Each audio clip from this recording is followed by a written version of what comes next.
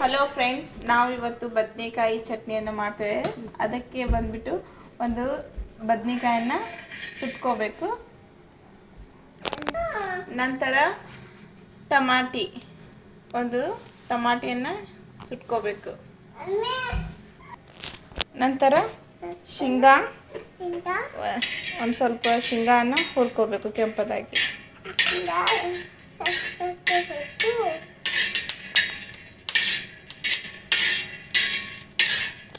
ಈ ಟಮಾಟಿ ಹೀಗೆ ಹೊಳಿಸಿ ಇಟ್ಕೊಂಡು ಪೂರ್ತಿ ಸುಟ್ಕೋಬೇಕು. ಶೇಂಗಾ ಈ ಥರ ಕೆಂಪದಾಗಿ ಹುರ್ಕೋಬೇಕು. ಕೆಂಪದಾಗಿ ಹುರ್ಕೊಂಡು ತೆಗೆದುಕೊಳ್ಬೇಕು. ನಂತರ ಮೆಣಸಿನ್ಕಾಯಿ, ಹಸಿ ಮೆಣಸಿನ್ಕಾಯಿ ಹುರ್ಕೋಬೇಕು. ಮಿಕ್ಸಿ ಜಾರ್ ತೊಗೊಂಡು ಅದರಲ್ಲಿ ರುಚಿಗೆ ತಕ್ಕಷ್ಟು ಉಪ್ಪು, 1 ಟೀ ಸ್ಪೂನು ಜೀರಿಗೆ, ಮೆಣಸಿನ್ಕಾಯಿ ಈ ಥರ ಚೆನ್ನಾಗಿ ಹುರ್ಕೋಬೇಕು. ಇಲ್ಲಾಂದರೆ ಹಸಿ ಮೆಣಸಿನ್ಕಾಯಿ ವಾಸನೆ ಬರುತ್ತೆ. ಈ ಥರ ಮೆಣಸಿನ್ಕಾಯಿ ಹುರ್ಕೊಂಡು ಇದು ಮಿಕ್ಸಿ ಜಾರಿಗೆ ಹಾಕ್ಕೋಬೇಕು. 2 ಬೆಳ್ಳುಳ್ಳಿ,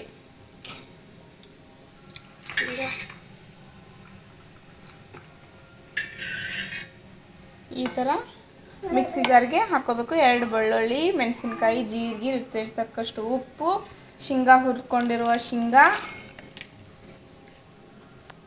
ಇದನ್ನೆಲ್ಲ ಹಾಕಿ ಒಂದು ಸ್ವಲ್ಪ ಗರ್ರ ಅನ್ನಿಸ್ಕೊಂಡು ಬರಬೇಕು ಒಂದು ಸಲ. ಈ ಥರ ಮಿಕ್ಸಿಗೆ ಒಂದು ಸ್ವಲ್ಪ ಹಾಕ್ಕೊಂಡು ಸ್ವಲ್ಪ ಈ ಥರ ಮಿಕ್ಸಿಯಲ್ಲಿ ರುಬ್ಕೋಬೇಕು. ಒಂದ್ಸರಿ ರುಬ್ಕೊಂಡು ನಂತರ ಟಮಾಟಿಯನ್ನು ಸುಟ್ಕೊಂಡಿರುವ ಟಮಾಟಿ ಹಾಕ್ಕೋಬೇಕು.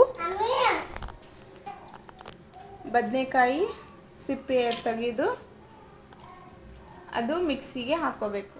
ಪೂರ್ತಿಯಾಗಿ ಸುಟ್ಟಿರುವಂಥ ಸಿಪ್ಪೆ ತೆಗಿಬೇಕು. ಅದು ಈ ರೀತಿ ಸಣ್ಣದಾಗಿ ರುಬ್ಕೋಬೇಕು. ಒಂದು ಬೊಗಣೆಯಲ್ಲಿ 2 ಸ್ಪೂನು ಎಣ್ಣೆ ಮತ್ತು ಕರಿಬೇವು, 1-2 ಚಿಟಿಕೆ ಜೀರಿಗೆ, 1-2 ಚಿಟಿಕೆ ಸಾಸಿವೆ ಹಾಕಿ ನಂತರ 1 ಉಳ್ಳಾಗಡ್ಡಿ ಸಣ್ಣದಾಗಿ ಹೆಚ್ಚಿಕೊಂಡು ಫ್ರೈ ಮಾಡ್ಕೋಬೇಕು.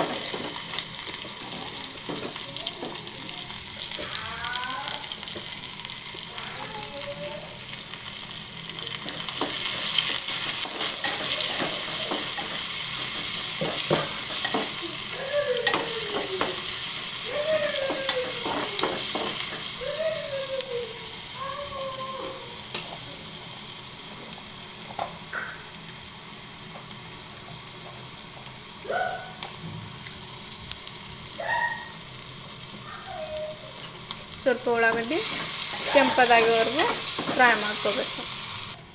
ಈ ರೀತಿ ಕೆಂಪದಾಗಿ ಫ್ರೈ ಆದ ನಂತರ ಒಂದು ಸ್ವಲ್ಪ ಅರ್ಧ ಸ್ಪೂನಷ್ಟು ಅರಿಶಿನ,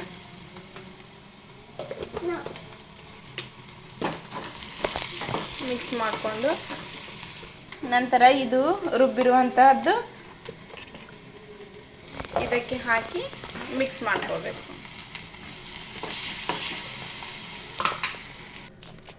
ಈ ಥರ ಹಾಕಿ ಚೆನ್ನಾಗಿ ಮಿಕ್ಸ್ ಮಾಡ್ಕೊಂಡ ನಂತರ ಗ್ಯಾಸನ್ನು ಆಫ್ ಮಾಡ್ಕೋಬೇಕು. ಇದು ಬಿಸಿ ಬಿಸಿ ರೊಟ್ಟಿ, ಚಪಾತಿ, ಬಿಸಿ ಅನ್ನ ಜೊತೆ ರುಚಿಕರವಾಗಿರುತ್ತೆ.